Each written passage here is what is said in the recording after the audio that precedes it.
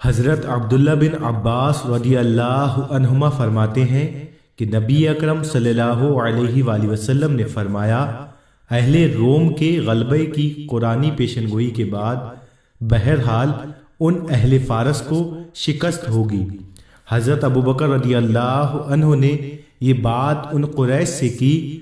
انہوں نے کہا، ہمارے ساتھ شرط رکھ لو، اگر وہ رومی غالب آ گئے تو تمہارے لیے فلاں فلاں انعام ہوگا، اور اگر ہم جیت گئے تو ہمارے لیے فلاں فلاں انعام ہوگا۔ آپ نے ان سے 5 سال کی مدت مقرر کر لی۔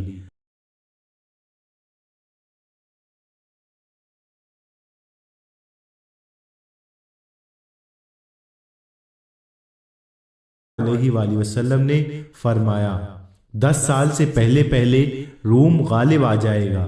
صورت واقعہ یہ ہے کہ اسی عرصے کے اندر رومی غالب آ گئے۔